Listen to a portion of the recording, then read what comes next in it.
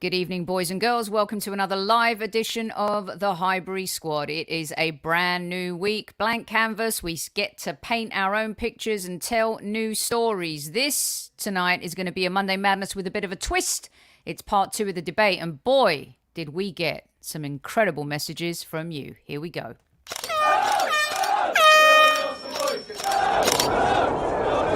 Mind the gap between the train and the platform. Please stand clear of the discussion doors. The next stop is Highbury Squad.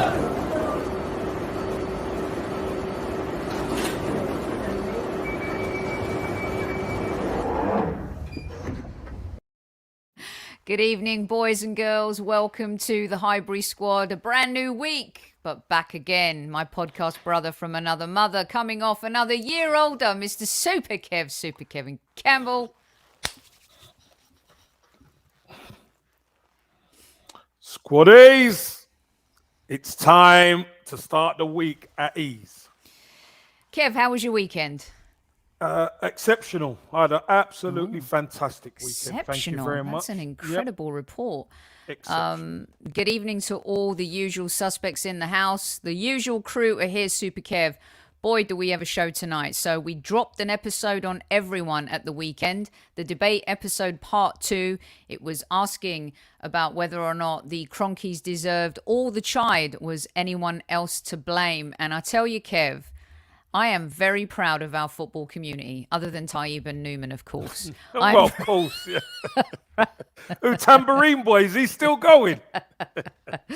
You know, I'm proud of Tammy and Craig and Mark and Matty K and, you know, Demsek and Archangel and Soph and all the usual crowd. But yeah, Kev, I have to say that everyone really took this discussion to heart.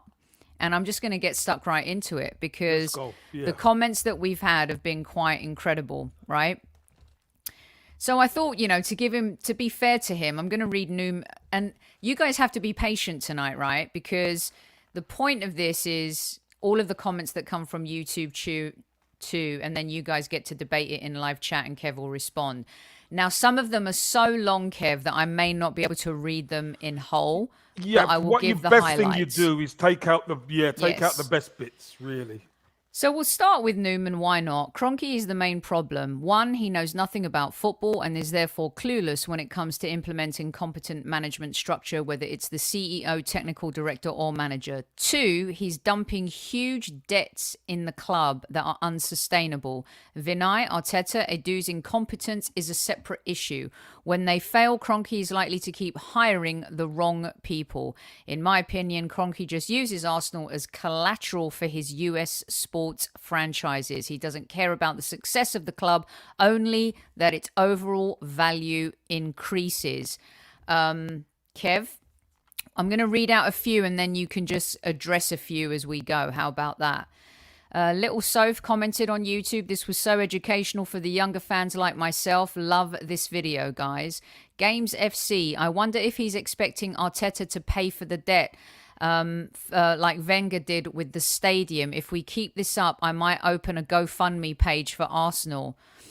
Dave Smith says, love the history lesson, Soph and Kev. I grew up listening to my father talking about Herbert Chapman. Arsenal is my hometown. It was an institution. Now someone's made us block of shares in their portfolio. Kroenke's first annual meeting, he said words to this effect. I'm not sure what I'm doing here. Not exactly inspirational, was it? Paul Douglas Pert says, we need to stop this talk about Arsenal going for youth because they've learned their lessons and would rather sign no one than another Denis Suarez. The reason we've gone younger is because of recruitment, and that has been mismanaged for the best part of a decade, and we have no European football. The Champions League was like an extra 70 million a year for Arsenal. If you get knocked out in the group stages, you still get the money. The reason we have to go younger is because no world-class player or elite player wants to go somewhere that has no ambition and is no longer in Europe. Colin says he loved this video. His 2 cents. Kroenke clearly sees Arsenal as an investment and the club operates as one, but I don't think he's completely apathetic to Arsenal's success on the pitch. A successful football club makes more money than a mediocre football club. I think they're genuinely trying to rebuild the team. Like Kevin said, they passed up all the other experienced managers and chose Arteta. 33 Fivers says Kroenke still hasn't spent enough. Arsenal can spend up to 400 million to stay within FFP rules. Now is the time to spend some money on 3 more quality players. Kev, your thoughts initially on these first comments? Good, really good comments. Let's take the first one was Newman. He said that they don't know what they're doing. They're not football people. I agree, they're not football people, but they don't have to be football people. The owners at Liverpool, for instance, their background is nothing to do with football. No, Boston Red Sox. Yeah, they're American franchises. But the fact of the matter is, it's the mindset and the position that the football club went in. They went and got Klopp, and they backed him, and they moved in the right direction. Unfortunately for us, people, this is kind of encompassing some of the others, Soph, is we've been a broken club for a number of years. We have been a broken club for a number of years. And you know what? A lot of people never saw that we were broken, Sophie. Mm-hmm. A lot of people saw all we needed was a midfielder and a centre-half. That's all they saw. And then when you peel everything back and you look at our recruitment and everything, we shouldn't ever be saying we needed a centre-half and centre midfielder. That should have been priority at the football club. It's not the owner who says, because he doesn't know about the football, but we have spent the money, and you have to look at the people, as we said, so the people who we put in charge to run the football club to get it right. They let him down badly. And yes, he has to take some of the flack as the owner. Of course he does. But you know what, Sophie? There's a great saying. If you mess up, Sophie, one thing you've got to be able to do, you've got to be able to clean your crap up. Yeah. Got to be. And that's what we've been doing in the last 3 windows. Getting players out, bringing in a few players, getting them out, clearing the decks. Because you know what? What happened before is not going to take this club forward. Okay. I found this really interesting from Divya Rahimutala. This is a brilliant episode as it gives all the financial details, mad financial history of the Arsenal. I'm a strategic negotiator for companies and I find this fascinating. My take is it's better to have an owner who won't pay than who can't pay. Been an Arsenal fan since 1997. This is what I love, Kev. There's such an age. Diverse and a diversity. Yeah, exactly. Yeah. And can tell you I like the self-sustaining model. I don't like self-indulgent clubs like Chelsea. KSE is wealthy enough to put Arsenal in a title challenge. We just have to convince him that he should put them in a title challenge. And that is easier than you think. Josh Kroenke has 100% ownership, and that is the route. The good thing with the Kroenkes is they give their manager board and football director a lot of freedom, which as a management style is amazing. But the downside is they appoint incompetent people. Kev, this is what we said in the show. Is it his mistake, or is his mistake that he's hired incompetent people who have done a poor job? I'll just finish this. The trick is to push and nudge him to appoint a smart, brilliant management team. I would push for Woodward from Liverpool over Mars. Arteta is the first signing that KSE has made that is smart. He's passionate, ambitious, tough, an Arsenal man, and has really high ceiling as a manager. Arteta's development will go hand in hand with players' development, and that's fine. Spending money is not the problem.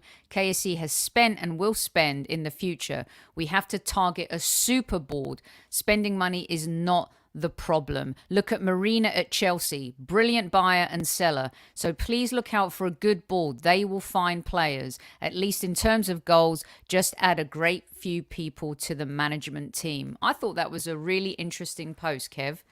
Really interesting. And when you look at, and listen, this is no swipe at the Arsene Wenger because we covered this in the first one, Sophie. There's certain agents, Arsene Wenger wouldn't deal with.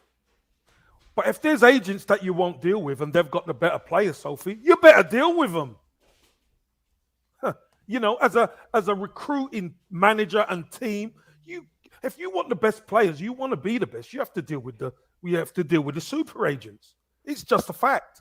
So I agree with that in a sense. You know, there has been a lot of incompetence. Our recruitment has been awful, Sophie. Let's be honest.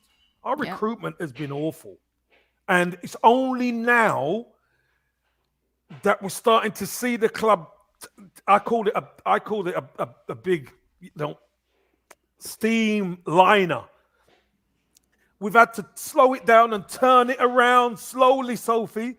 It used to take years back in the day. It could take years, to turn it around and then start the engines again, and then kind of it slowly starts to move in the right direction. And I truly believe we are moving in the right direction, but I know it's not quick enough for a lot of Arsenal fans.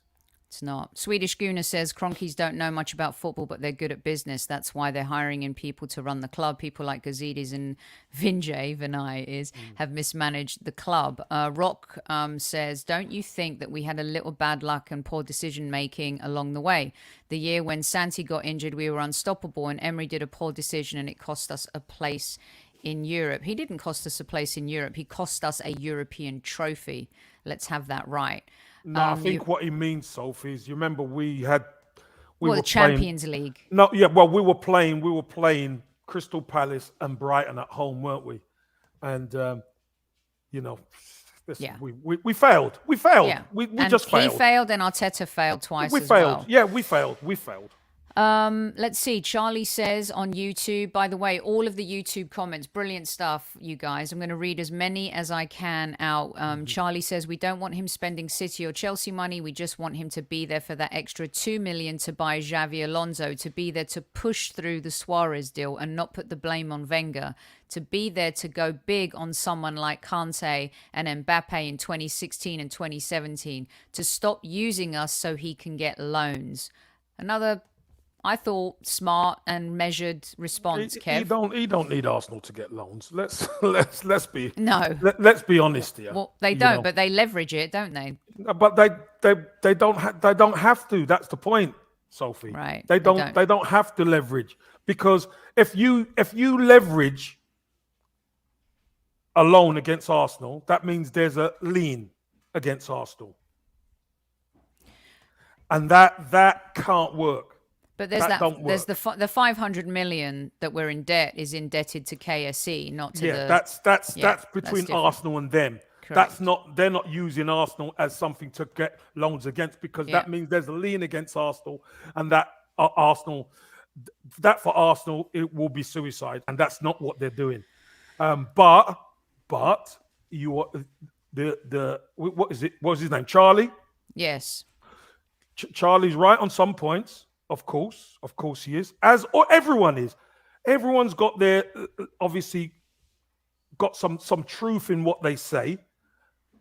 It's just the jigsaw, isn't it? That's why we're doing this, Sophie. We're trying to put that jigsaw together so we could get a whole picture of what's going on. And if we're honest, Sophie, we haven't been that club who want to be the best for years. No. That was starting with Arsene Wenger, if we're honest.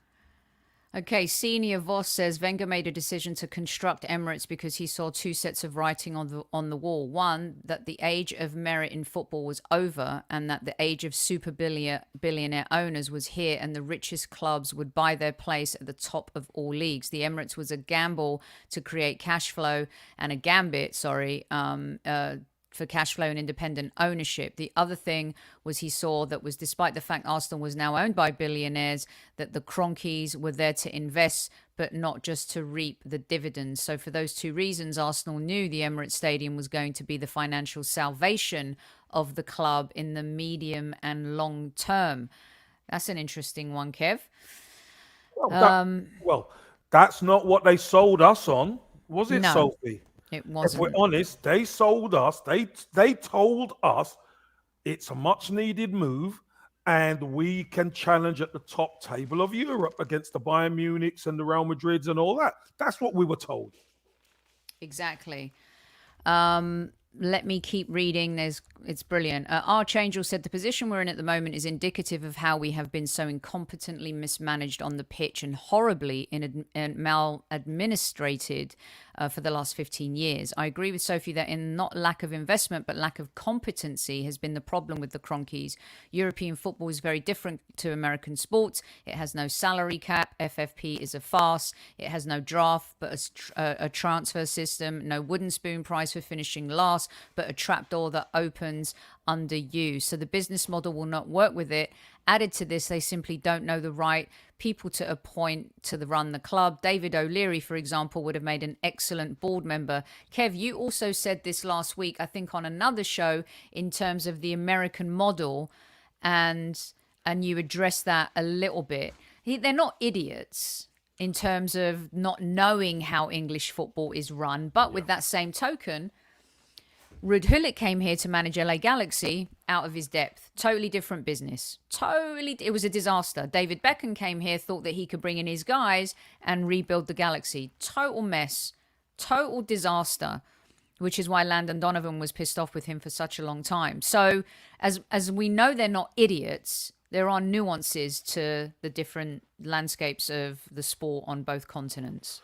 Sophie, I think, if I'm honest with you, I think what they done was they tried to do the right thing. They tried to put the right people in place to run the football club because they're not experts about it.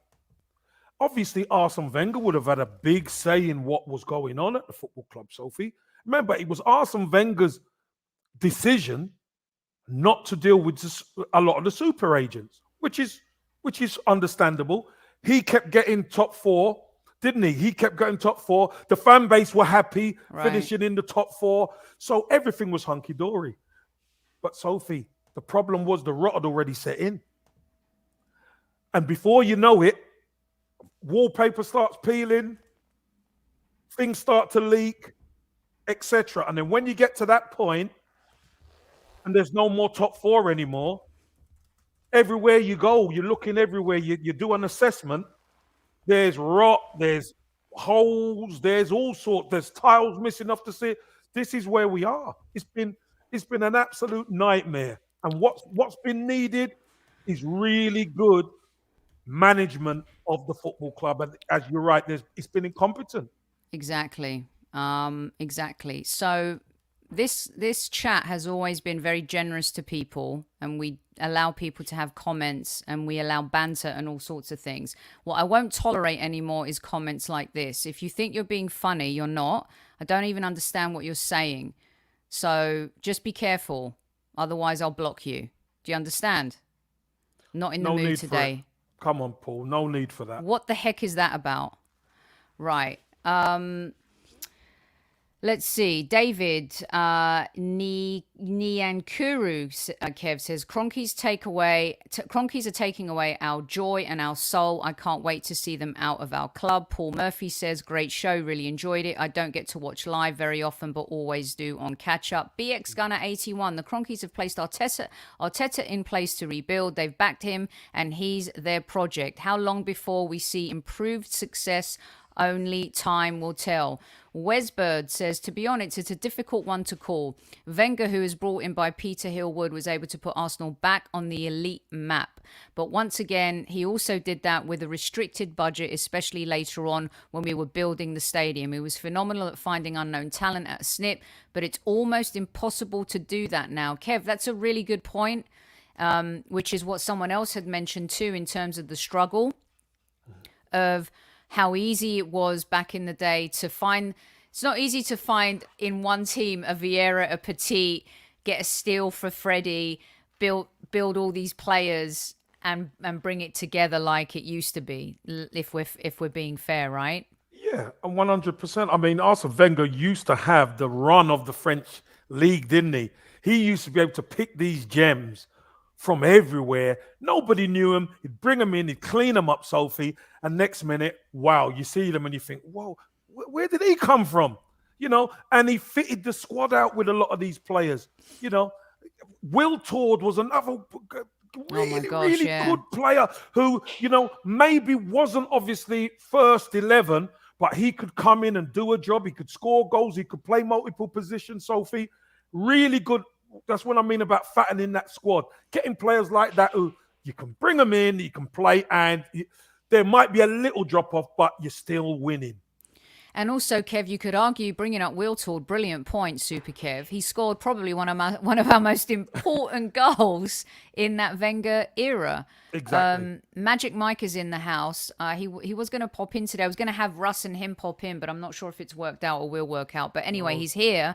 I know. Wenger was the stabilizing force during a period where there was a vacuum in absolute leadership. That's why he was kept. It was stabilizing, but hidden stabilization rots without warning. It's true, Mike. For a long time, he was the savior. Well, he was the winner. Then he became the savior, but then he became the crutch. You know, which I think is one of the biggest issue. Kev, they tried, but they fell for 15 years. Thanks to everyone Thanks to all the squaddies and everyone in the house for being. I just look, guys. You know, open forum here. We read everyone's comments, YouTube, in the chat, and this is a very kind community. And you know, every now and again, you just want to make sure that people just behave, and some things are unnecessary. So we'll leave it at that for now. We'll keep reading here. Jelly Donut, one of the best names, Kev. I'd like a jelly donut right now.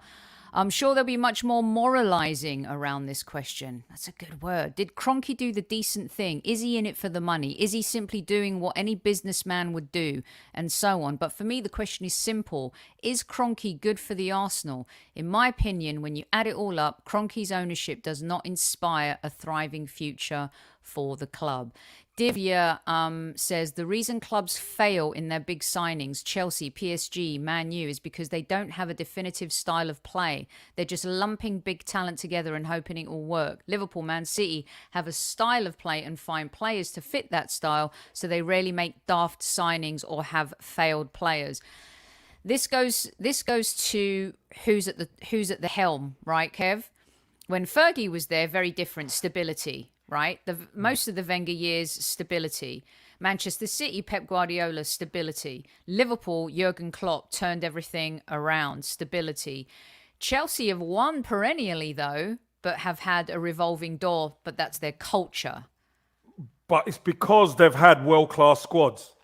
Right. So whatever manager comes in, of course he adds a few players to it, but generally you look at Chelsea's squad, it's full of world-class talent, Sophie. So you ask them to play virtually any way, and they could do it. Let's hear what the Spurs fan has to say. Ethelston, I don't know why some Arsenal fan supporters are critical of Arsene Wenger. Sure, he lost a lot of his influence near the end, but Arsenal are crying out for him now. I don't know if we're crying out for him now. No, not quite. Ethelston, not quite. Kev, we got 300 plus live in the house. We need 200 likes. Come on. This is for the Arsenal now. Just do a Vinny. Touch it, slot it in the corner, or absolutely smash it, because we're smashing it today. We're Bruk in the neck of it today. Come on, guys. Thank you so much. Yeah, we're so happy you like this format too, guys. The response has just been absolutely incredible to debate episode 2. And we love the idea of all of our people who can't follow live in YouTube have their voices heard as well, definitely. Especially with Super Kev responding to their comments too. So beautiful stuff. Keep it coming. We have a wonderful audience and we're very grateful for each and every one of you. Kev, we got a lot of happy birthday messages on here as well, by the way. Well, thank you to everybody. It's still going, by the way. It's going to last about 3 months because I don't get to see everybody quite a lot. So I'm stretching it as much as I can, Pete. Well, you know, I'm a September baby, and September is Soph-tember, and Tony is, her middle name's Jill, so she gets July all to herself as well. Well, listen, I might be able to stretch it to July, but September's a bit too far. Tired Gunnosaurus, bless your little cotton socks. Take a nap, Tired Gunnosaurus on YouTube. This is just my view, rightly or wrongly. I am no Kroenke fan. States, Everton, buying of a club, 187.5 million invested, 348 million last 10 years. This is all 10 years. Chelsea 570, Man City 1.1 billion, Aston Villa 292.8 million, Liverpool 300, Newcastle. That he's doing investment versus buying of club and then investment in club. Manchester United buying on club 790, invested minus 133 million. So he's doing the numbers. Arsenal 1.002 billion plus 144 million for the stadium loans, invested 15 million. So he's doing like a little bit of math and average. I wanted to read it out because he's talking about losses and he's balancing the books. If you look at these figures, he says the Kroenkes are not too far behind Man City in terms of investment for the football club. The major difference being one invested on the pitch and the other invested off the pitch. And that's something that Magic Mike was talking about in terms of look at where the money's been spent, Super Kev. Yeah. Do you know what, Sophie? Here's the problem. If you know you're actually in a hole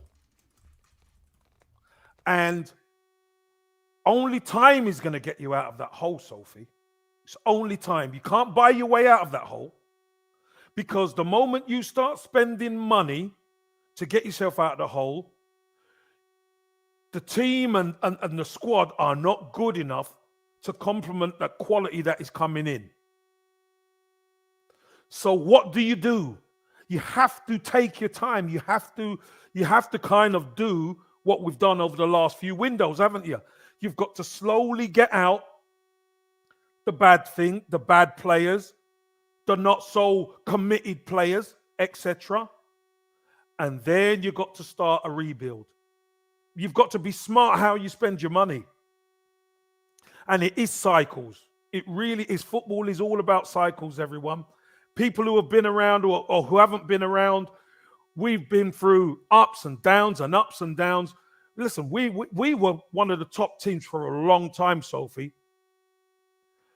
But the cycle says you're going to fall at some stage. And 17 years for us, it is painful. It really is painful. But maybe that's what they're doing now. This is the time. They've got their guy. As I said, they overlooked a lot of experienced managers. They believe they've got their guy. They've invested money last summer. The signings all look good and have all helped the club. This transfer window probably is going to be our biggest for probably 20 years.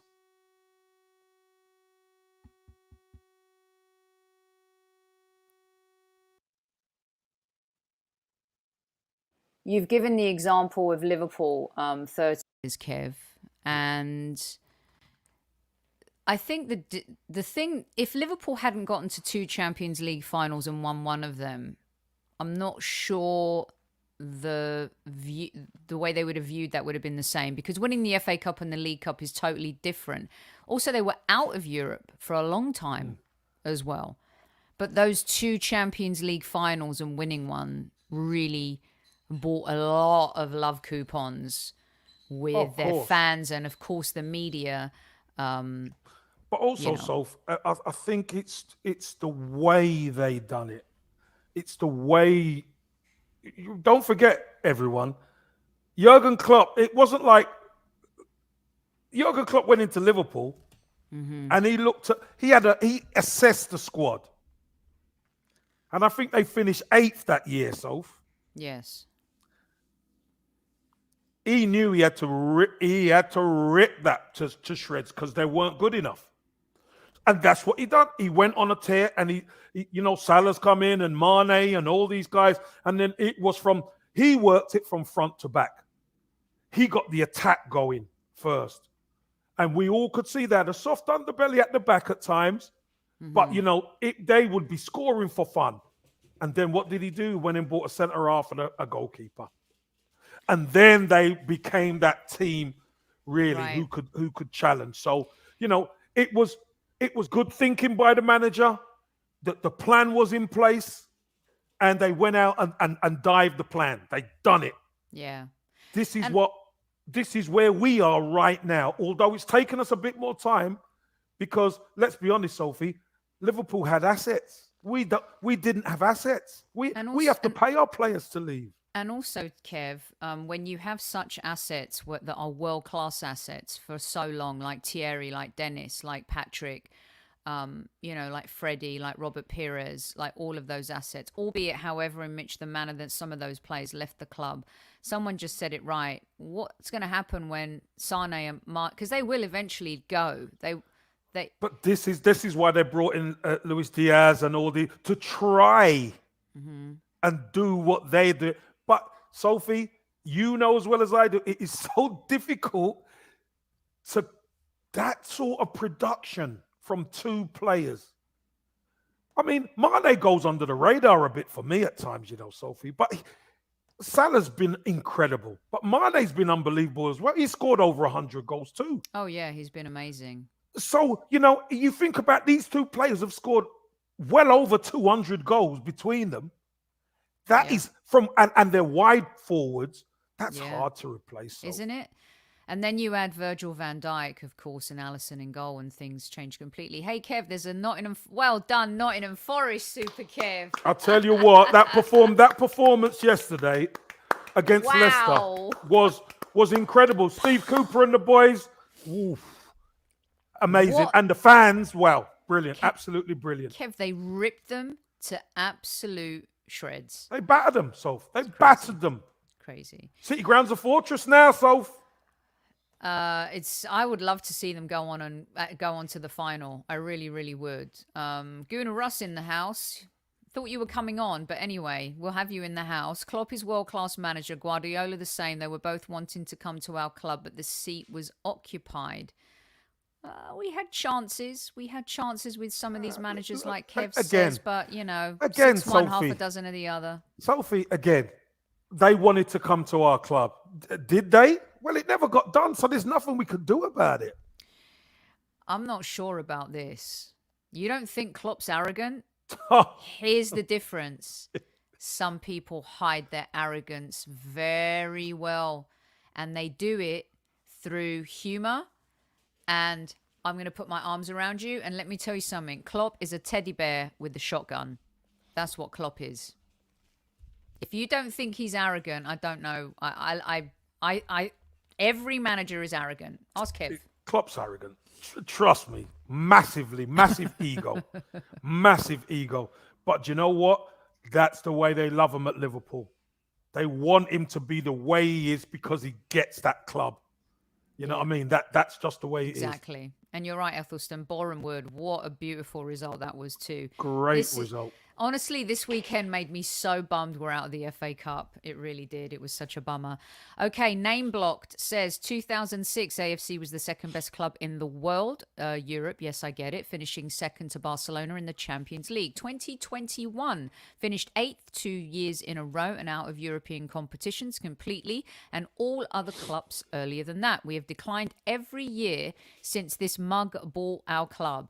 Our only success is in the PR department on the gullible fans. These misguided fans actually believe the Kroenkes spend heavily compared to even a mid-row. Where is it? Read more. Hold on. Compared to even mid or bottom teams. They don't spend on the Arsenal, which is why we have declined. Julian Salmon also says, let's be honest, Sophie, under this model, we're not going to get anywhere near winning the league in the next 5 years at least. Great Gooner Chapman, lovely name, says at the end of the day, no, they are not totally to blame. However, they are appalling custodians of our club. I remember when Stan used to have a meet with the supporters. What an arrogant man. I don't want an owner who doesn't care about our club and doesn't go the extra mile to make us successful. Loading Arsenal with millions of debt, absolutely despise them. Liam Quinn says, yes, it would be nice for Kroenke to spend money. My biggest issue is his horrible way of ownership. Weak board, terrible appointments, terrible transfer activity, and not moving quickly enough to move our underperforming senior staff. Let's see. Georgie George from Australia. Γεια σου Γιωργάκη, τι κάνεις, ελπίζω καλά να είσαι. I only remember one line. Moving from Highbury to the new stadium, Kev says this all the time, will be competing with Manchester United, Barcelona, Real Madrid, Bayern Munich. Total and utter bullshit. I would like to call out owners. Australia's favourite word. As youngsters watch this show, I will not use it. We're a cash cow to these owners and nothing more. Thanks, Sophie and Kev. I'm glued to the screen watching the Winter Olympics. These kids are fantastic. Jake wrote, Kroenke is playing in the Pebble Beach Pro-Am this weekend. Lots to digest there, Kev, but that was a bit of a section where they're not having it. They're not having it. And the opinion, again, you can't have a wrong opinion. It's your opinion at the end of the day, isn't it? It's your opinion. And, you know, it being a cash cow and all that kind of thing. The one thing you don't see, Sophie, is Kroenke doing what the Glazers do at Manchester United by taking big dividends out every year. You don't see that. You know, you don't see that. Yeah, he is the owner. Yeah, has he funded the football club how we would like? No, he hasn't. But the other thing is he hasn't actually gone on and taken huge dividends out, which you could say, look, he's taking hundreds of millions out the football club. He's not. But we know, as rightly said by one of the fans who left a comment, it's about the custodianship of our football club, Sophie. Because long after Stan Kroenke's gone, Arsenal's going to be here. Yeah, that was great Gooner Chapman, Kev. That said great that. Gooner Chapman. So you're right. You're right about that. It is about being the custodian and being a caring custodian and wanting to be the best. We have to want to. If we're at Arsenal, we've got to want to be the best. Or else, what are we doing it for? And we haven't seen this in 17 years, Sophie. We're starting to make moves to try and clear out the bad what we've had before. Yeah. But only time's going to tell for us, Sophie, moving forward, what we do. Because then you're going to know if the owner's serious or not. This summer, we're going to know if the owner's serious or not, because we've cleared out all the deadwood and the huge wages of Aubameyang. That'll be gone come July 1st. Yeah, I believe these to be absolute facts in terms of the summer. That's when we're really going to see things. Kev, do you think Brady's banana, do you think the Kroenkes had anything to do with sacking Gunnosaurus and staff? I don't know if it was the Kroenkes, but there's people in place who, because of what was happening with COVID. Don't forget there was a lot of clubs who were laying people off. I remember Liverpool coming out and saying that they're going to have to lay staff off, and there was a huge backlash from the fan base. And then they reneged on it. They retreated. Arsenal done it. I know people who lost their jobs at the Arsenal, Sophie, to be honest. Yeah. People who had been there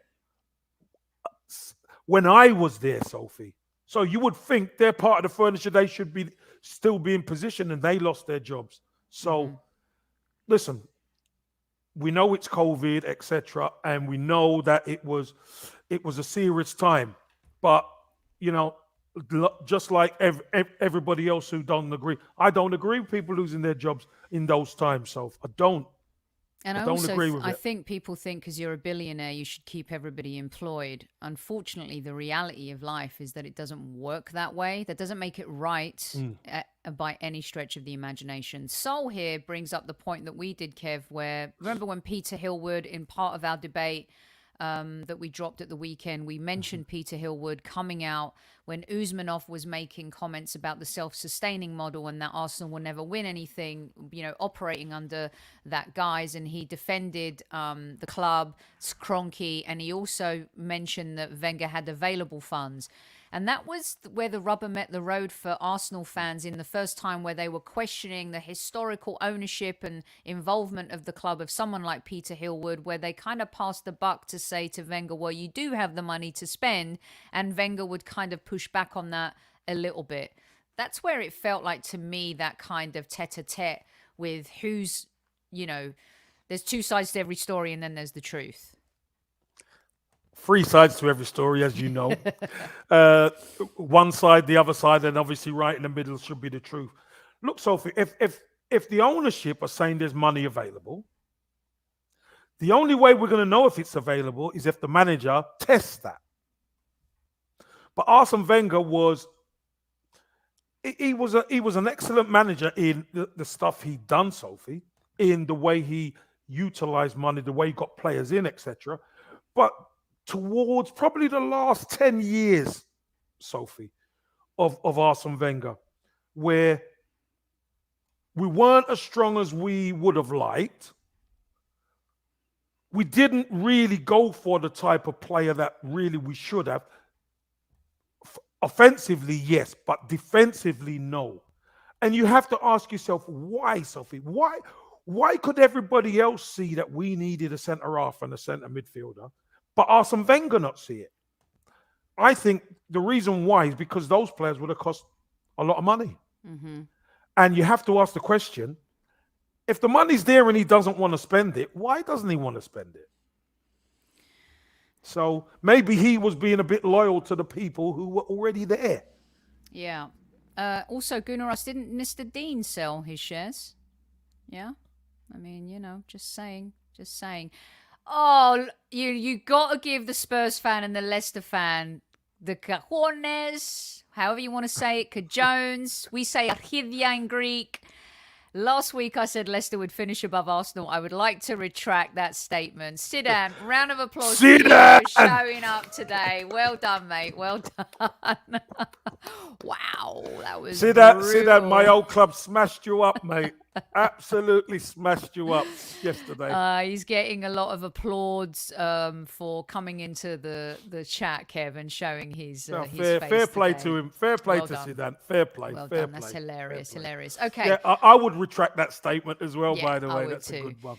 Okay, Dial Square says, let's get the facts straight here. Chelsea is still buying quality players at a high price and personally owe Abramovich around 1 billion if he ever wanted to sell. Adam says, since being majority owners, the Kroenkes are completely to blame for our huge downfall. It's their responsibility to put the right people in place at the football club, and they have failed to do that.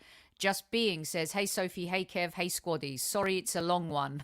It's really long, so I'm just going to read the cliff notes. Arsenal was a running, self-sustaining model long before the Kroenkes invested in the club. In fact, this is why it was such an attractive prospect to them. They initially invested by buying the shares. We went through that, Just Being and stuff.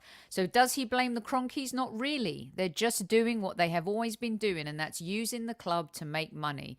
The main question, though, is do I like that? No, I bloody do not. I want them out of the club. I want to get someone else in that gives a damn. So Just Being kind of went through some of the figures that we talked about, Kev, and said doesn't make it right, doesn't make it wrong, and doesn't want them to be at the club for sure.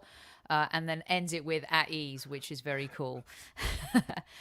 Tony Christian says the US player market is regulated and therefore much simpler. If we have a player who leaves for free, we have to buy a replacement. Over there, you draft a replacement. Kabir Udin says the owner and fan base are the main problems. Oof. Do you think the fan base is too, Kev? Oh, let's hear it. No, hold on. Let's see. Is That's that it? Yes. Okay, all right. We'll have to pick through it.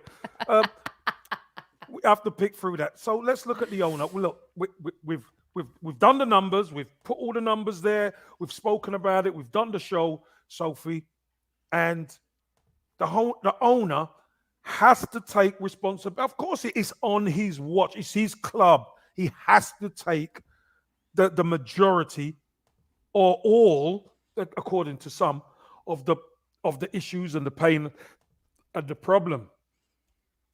But one thing about our fan base is this, and we keep saying it on here, Sophie. When we're used to going to the Ritz and the Savoy and having afternoon tea and eating Wagyu steak and all that kind of business, and next minute we're at the guest house down the road and we have to go to the Wimpy, although some might like that. I mean, I don't mind a Wimpy. Ain't much, I know, but it ain't much of a Knickerbocker glory, is it, Soph? Every day. I still love Knickerbocker glory. Could you remember that? Could you remember that? Right. Sophie, you might do it once or twice, Sophie, but you want to go back to being in the Plus Savoy and the Ritz and you know, Yeah. that's what you want to do. You listen, we're the Arsenal. We want to be there. We believe, although we don't, we believe we have a right to be there because we've been one of the main clubs around for years. Yeah. That's why the fan base are upset. It's really hard to stay at the roadside motel when you've been at the Four Seasons. It really, really is. I mean, there's no doubt about it. Danny from a Burkamp Wonderland, welcome, big man. How you doing? Good to see you in the house. Hi, Dan. Wenger was ignorant to what was needed as he controlled everything. I've sacked him after the 2000 League Cup final loss to Chelsea. Yeah. Or he should have walked away after the first FA Cup, Kev, against Hull. Danny makes a good point, you know, Sophie. And look, obviously we're circling back to our first debate a little bit. But there are many people who thought Arsene Wenger should have gone then, you know. There are quite a bit of the fan base who thought Arsene Wenger should have gone then. But because we were getting top four, Soph, they were never going to get rid of Arsene Wenger. Never. Because he was keeping this model churning. He was keeping the money coming in.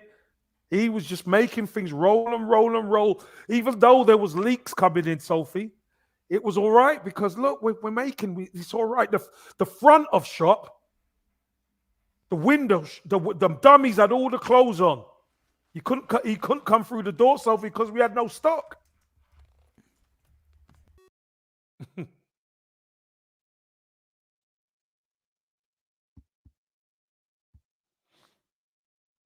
Kev, what do you think is the answer to Mike's question?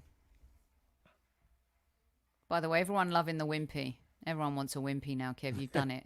Knickerbocker glory. Hey, Soph, I've got to tell you this. I love a Knickerbocker. Listen, Knickerbocker glory. Back in the day when I used to eat all those things, right? Go there with my friends and that, and all our little girlfriends, and you know, there's the straws. You have two straws on either side, and you could see us all in a line. It's like a scene from Grease. Exactly. It was brilliant. Absolute brilliant time. Did you used to eat super healthy, Kev, when you were playing? Or Yeah. All right, let's get back to some comments. Boy10DIO says the Kroenkes do not matter to Arsenal FC. It runs itself. I would argue that Kroenke is something of a boon, specifically because he doesn't know football and he's very hands-off. Mark PJF85 says self-sustaining model, that's Arsenal to a T. That's the way it's going to stay and that's how it's going to be. We're a mid-table team. That's where Arsenal are going to be for the next few years. And then Newcastle comes along and blows everyone out of the water. Kev, in the summer,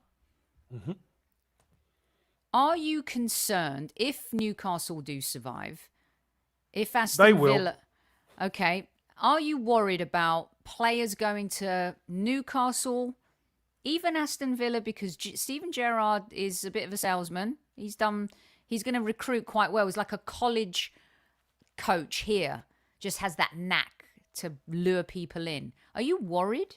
No. Are you worried if we don't have European football? Yeah, I want European football because that helps us move forward as a football club for sure. And we didn't have it this season. So one season being out is enough. Is enough.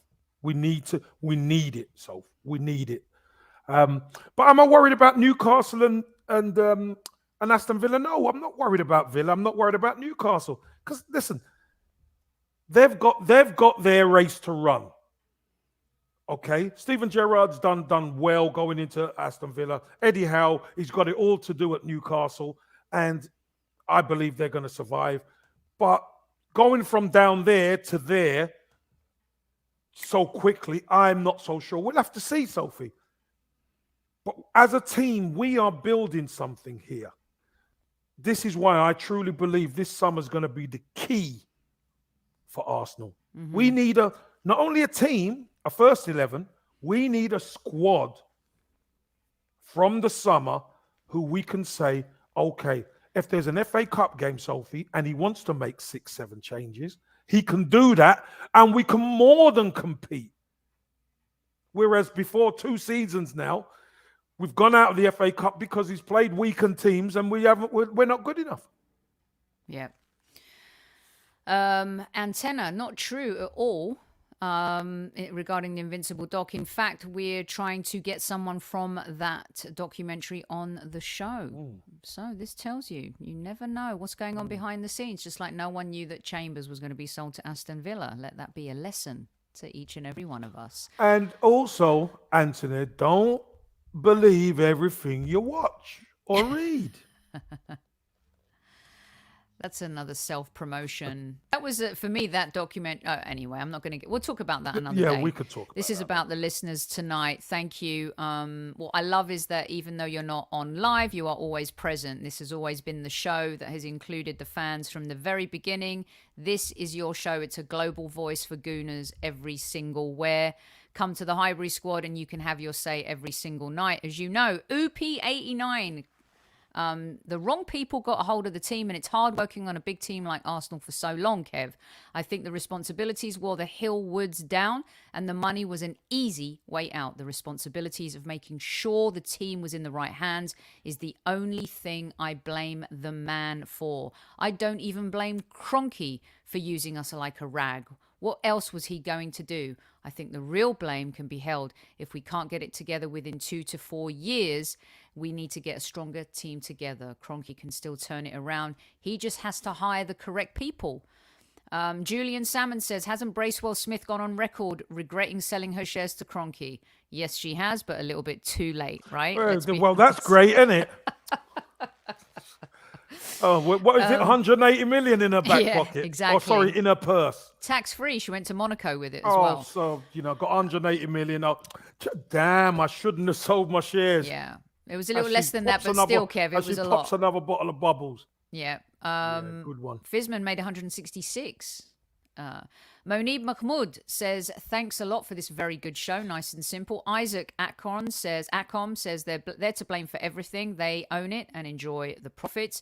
Mohammed Memon says Kroenke is not to blame entirely for the mess. Don't forget he has appointed Arteta and Edu, who are doing more of a decent job in their domains. The only person that shares the majority of the blame for the mess at Arsenal is Arsene Wenger, as he costed us the PL title on at least 2 occasions, and he did not address Arsenal's defensive issues.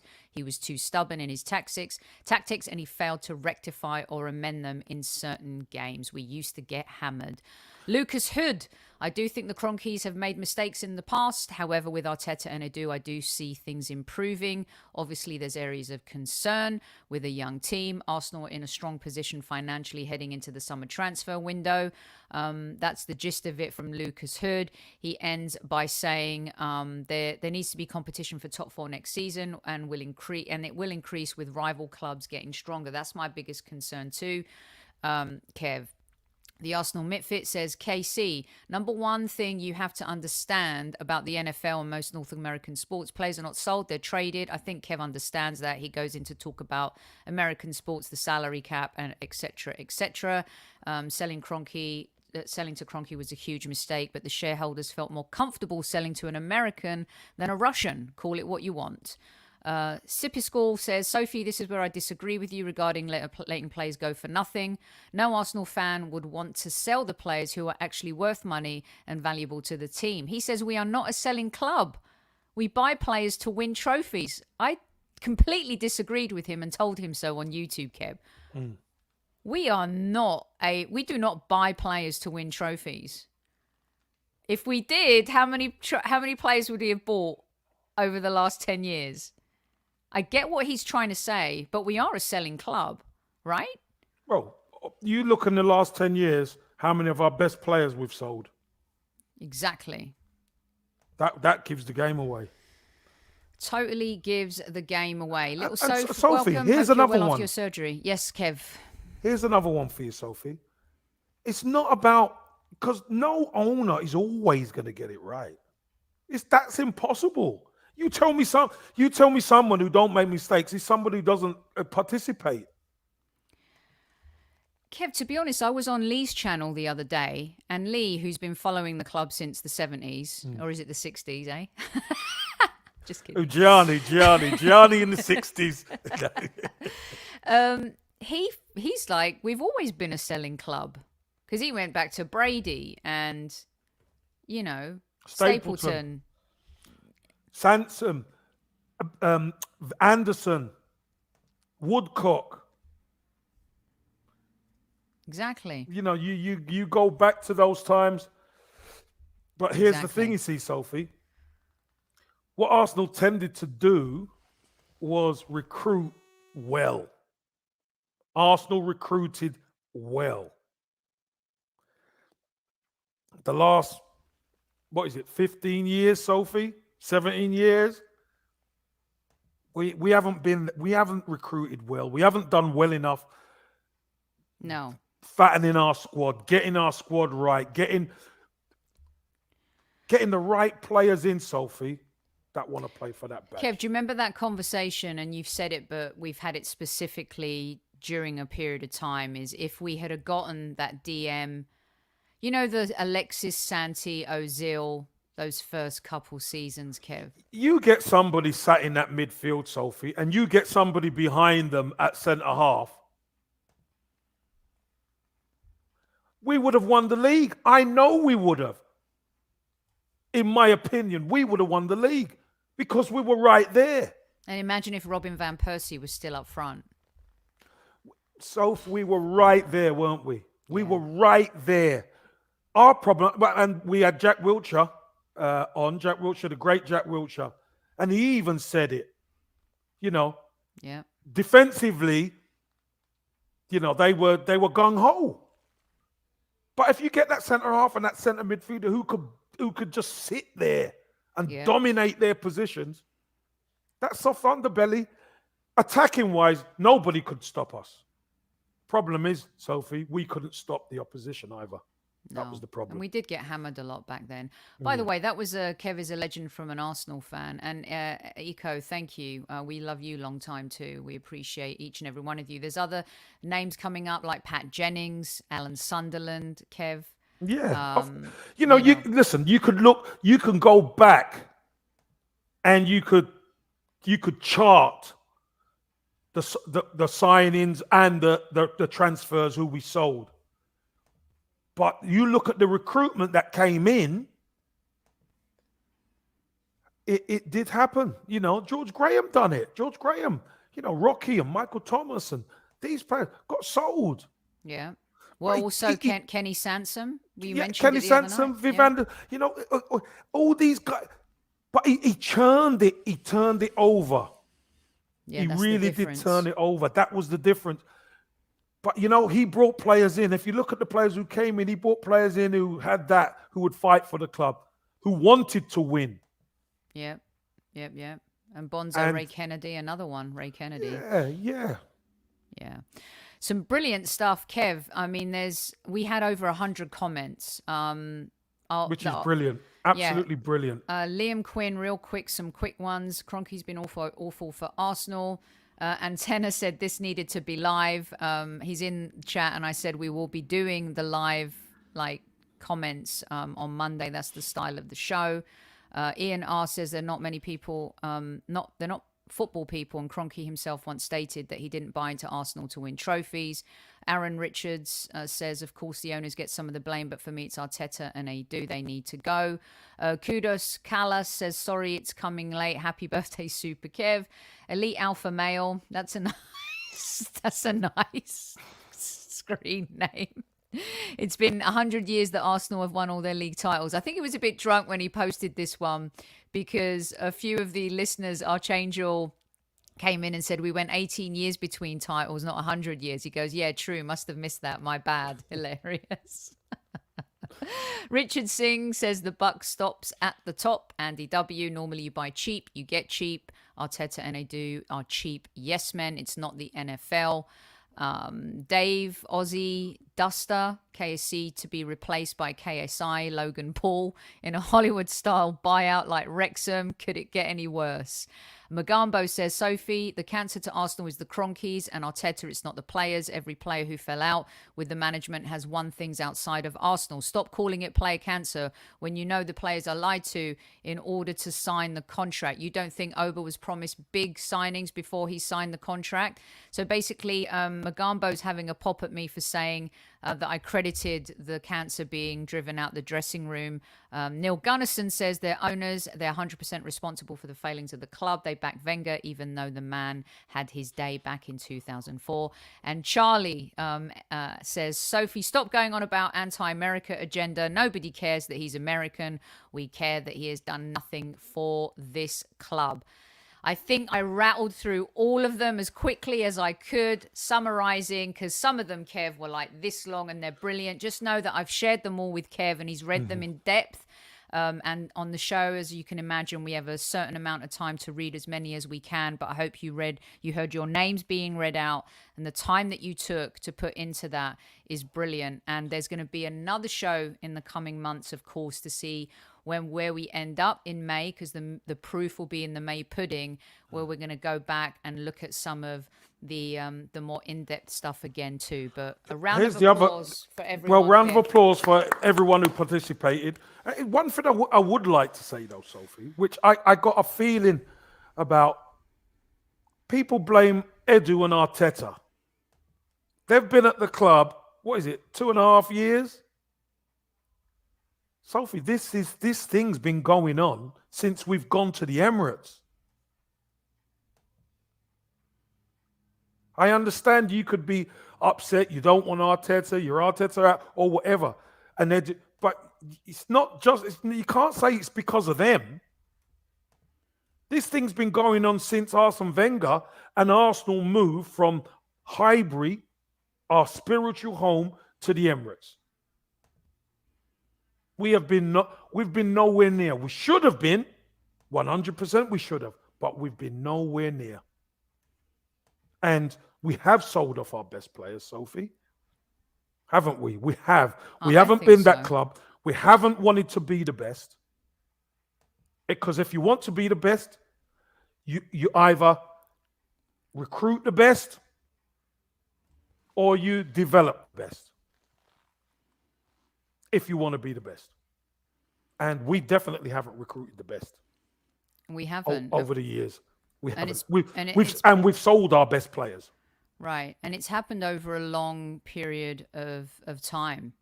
And that's the problem. So, this is why the question is, do they deserve all the chide? And I think through all of these discussions, you can see people are, of course, they're the owners and the buck stops with ownership all the time. But as you can see, for me and Kev, like when you bring all these other conversations into the discussion, there's a lot that's gone on. But again, they've been the ones that have put these people in accountable and responsible positions. Yeah. And a lot of the times, those people who are accountable and responsible have failed them. I don't think you can compare Arteta and Edu's tenure to Wenger's, guys. Even as much as I haven't been an Arteta person, that is, I don't think, a fair analogy. So you're talking about someone who was at the club for how many years versus these guys who've been at the club for 2 and a little bit months here. Years. But 2 and a bit years. Like Kev said, I think this is really, it's not Kev says, but like Kev said, the proof will be in the summer pudding. Big time. And the May pudding. So if we finish outside of Europe, what are we going to do with the manager? If we finish in Europe, how much are we going to give the manager to spend? And there's clubs that Everton are going to spend money. They're going to give Lampard money. Oh, big time. Oh, they're going to back him now, I tell you. The fans are on side up there, Soph. They're going to back him. It's not based on one game and winning an FA Cup game, you guys. It's based on the fact that the feeling. It's the feeling. Right. The feeling amongst the fan base. Right. They wanted Frank Lampard in. He's come in. He's had a reaction. I know it's one game, but it's just that feeling of the fans. Exactly. Newcastle are going to do the same. Aston Villa are going to do the same. Of course, the other clubs will always buy. And, those mid-table clubs keep creeping up. We've got a massive game against Wolves. Kev, are you covering the Wolves game this Thursday?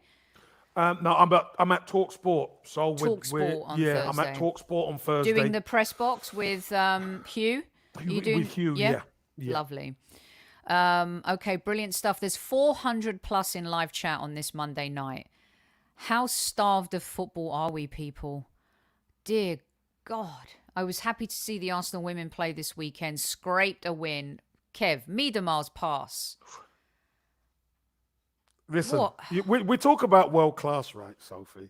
We talk about world class with the men. I'm telling you now, if De Bruyne would have made that pass, we'd be going absolutely mental. That the spot and the delivery, absolutely fantastic. It was brilliant. Listen, absolutely fantastic finish by Blackstars. It's absolutely quality. It was absolutely brilliant. Quality. We're going to have Tactical Squad back this week because we've got a game coming up. We're going to have a little bit of an update on the women's team too. We're going to have an update from the Arsenal Supporters Trust as well. If you missed BBC London Sport tonight, I was on with Kev and Harry and Mike from Chronicles of a Gooner, so you might want to check that out. Kev is on TalkSport this week. Where else are you this week, Kev? You're doing... I'm at the Stoke game. Watching my son tomorrow. They play Swansea. Lovely. Tomorrow. Wednesday, I am at a function. Lovely.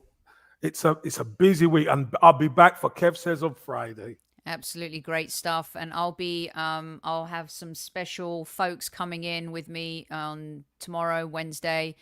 And Thursday, of course, is the post-game show after hopefully we beat Wolves.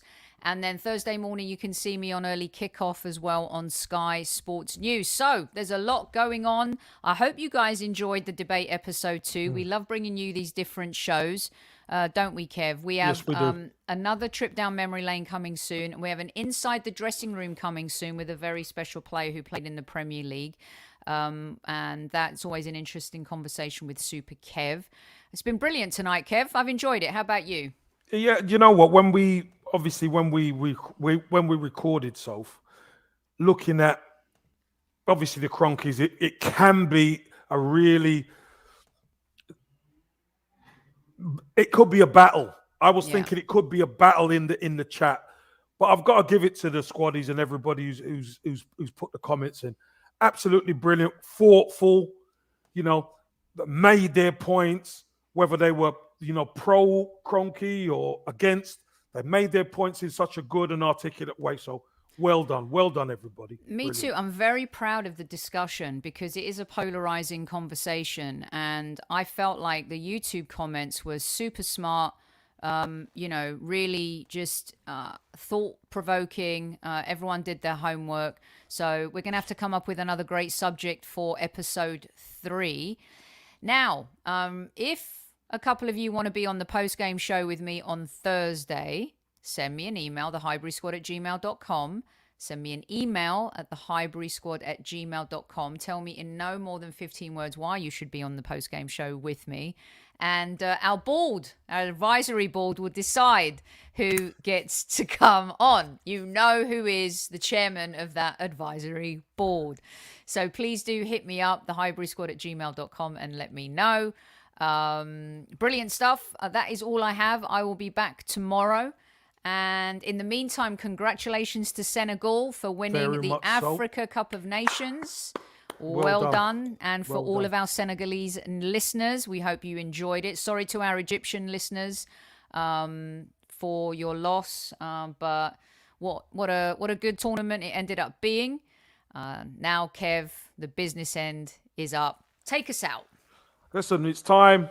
It's all about Arsenal now. So, again, well done, Senegal. Fantastic AFCON winners. And now it's about the Arsenal. Everyone, we've covered the Kroenkes now. So we put that to bed. Now let's concentrate on the Arsenal. And you guys always make the shows. So keep supporting us and we love you. Keep hitting that like button or else you know how this goes. Sophie, squaddies, love you loads, and let's go, because we're out. At ease, squaddies.